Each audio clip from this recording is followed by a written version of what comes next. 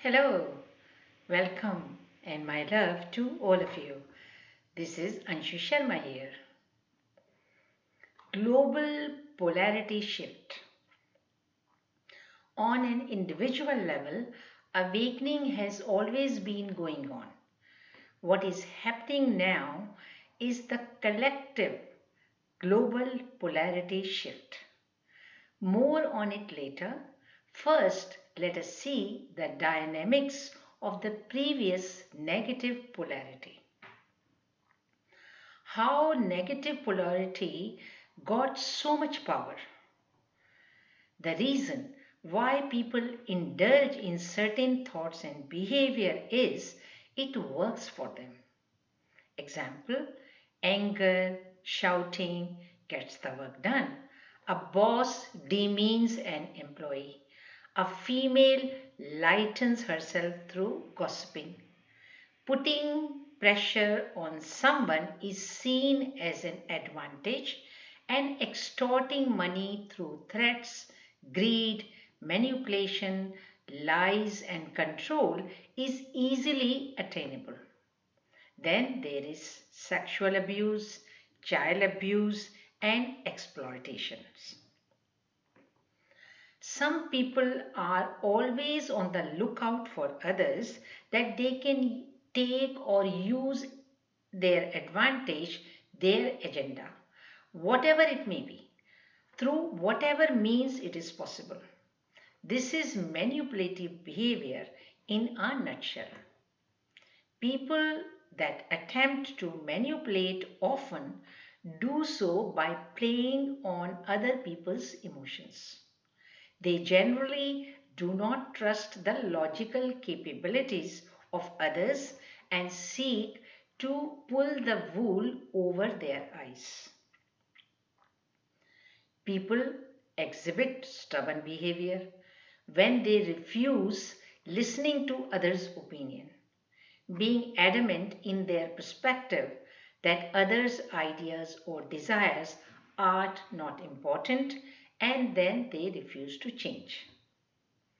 Impatient behavior results in irritation and restlessness because something hinders people's goals and agendas. One can go on and on with negative behavior and why they exist and then escalate. The reasons may be many, such as early negative experiences, misunderstanding of the nature of the self and others, societal approval, encouragement, or a persistent sense of insecurity. The core reason negative polarity exists is a society, a nation, and humanity collectively give it power and potency. So, whatever may be the cause, behind all negative behavior, there is a victim and a perpetrator, a victim and an aggressor. According to Stephen Kapman, who developed his drama triangle, victim, rescuer, and prosecutor, he says the cycle continues and the aggressor keeps winning for as long as the victims see themselves as victimized, oppressed, powerless, helpless, dejected, and ashamed. The victims deny any responsibility for their negative circumstances and even deny inner power to change their circumstances. They continue to become more and more sensitive and, in extreme, even start using their victimhood for their advantage. They continue looking for a rescuer, a savior to save them. Majority of religions are based on this relationship between a victim and a savior. If a personal savior or a savior in the form of society, a religion, family, or a nation refuses to or fails to save them, then victims quickly perceive them as being the part of the prosecutor. Clouded by negative emotions and remaining long in victimhood, victims have real difficulties making decisions, solving problems, finding much pleasure in life, or understanding their self perpetuating behaviors. Rescues do come in, the rescuers come in to help, and they even try hard to help. And some rescuers need to help others in order to feel good about themselves.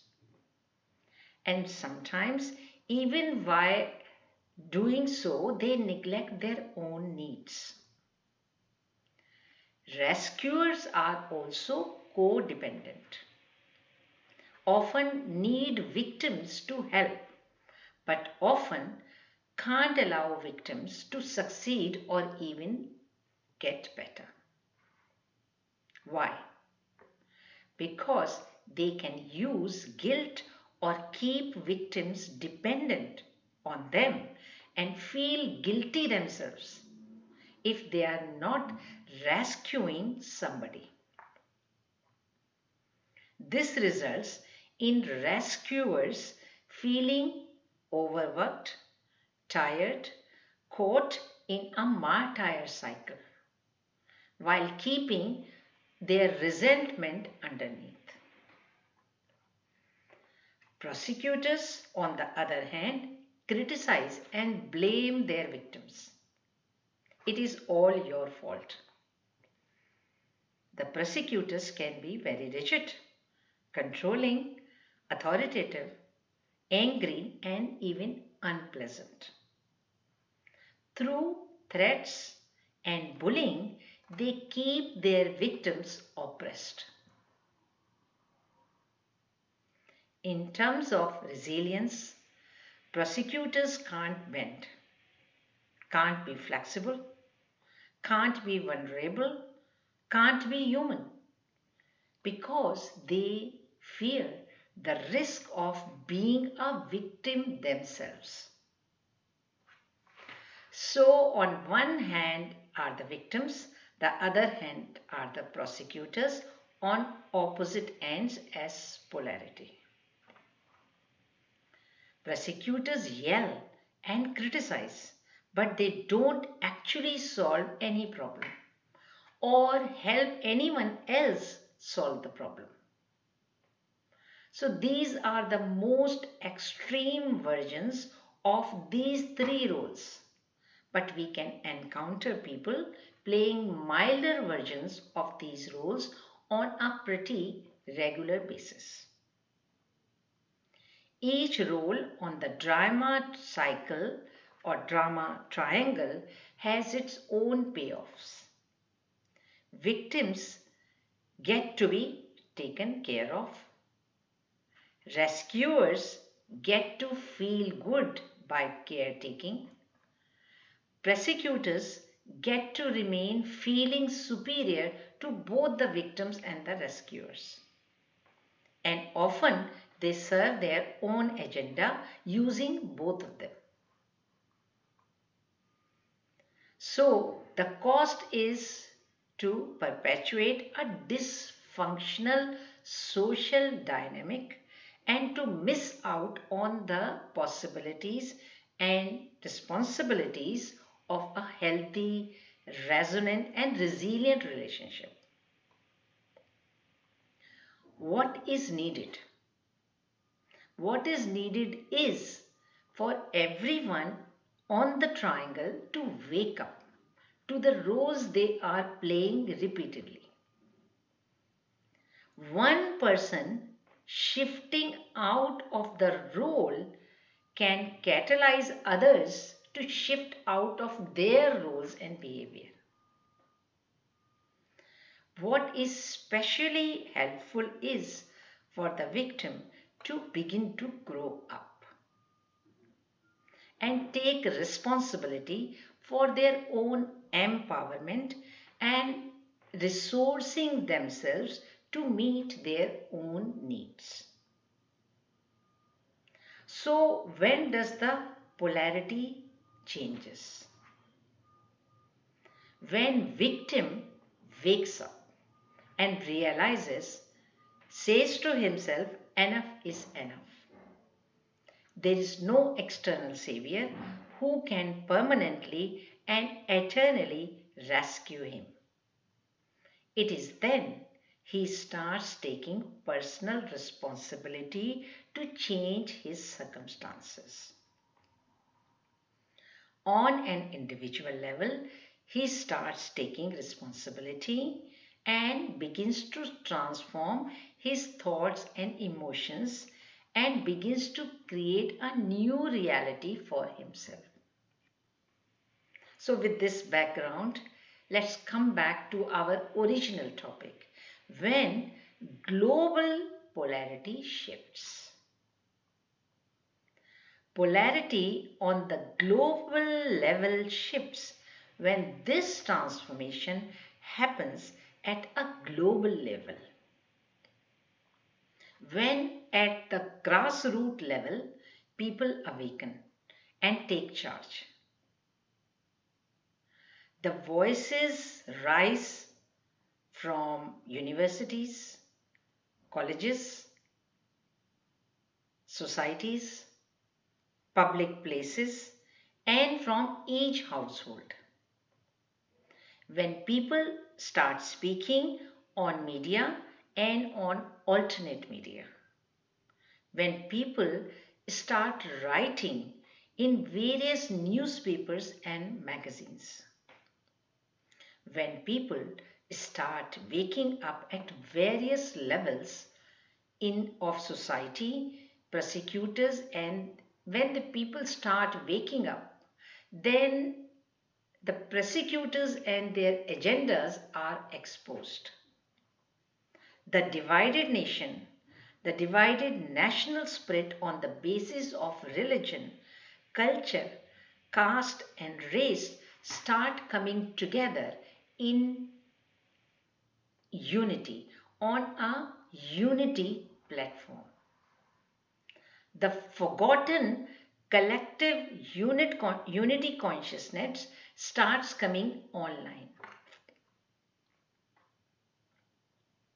People start taking pride in their history and culture. People start gathering the unity power to utilize making a new earth, a new reality based on love, harmony, and compassion. People realize their personal responsibility in supporting a change at societal, political, and governmental level. Public on awakening stops supporting negativity. People start coming together in raising voices against injustices happening at various national or international levels. People recognize perception deception propagated through media. They start looking at the facts. They see absence or presence of synchronicities in their leaders. Do their deeds match with what they are saying? Have their leaders kept their words? Have they acted in trust and faith? Polarity on global level shifts when humanity declares, believe in what you say else do not say it. People expect synchronicity in what you think, what you say, and what you do.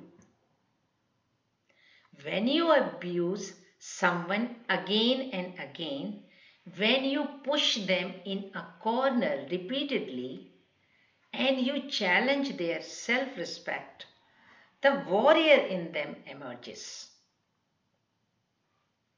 When it happens to enough people who have been walking on the path of truth, love, and harmony, something happens which negative polarity never thought of. They did not expect. They kept working on their calculations, their past behavior, which worked for them up until now, and suddenly something happens. Something changes. Something new emerges.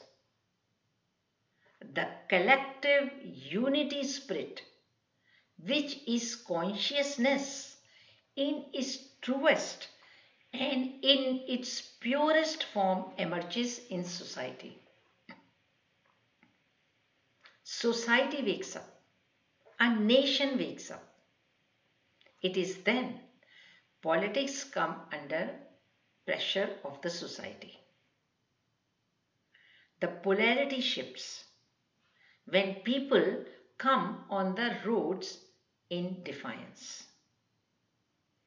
People who have been ruling bow down when humanity stands up in its power. Your weaknesses made you weak. When you transform them into strength, you become strong. People remember who they were and how they lost their identities.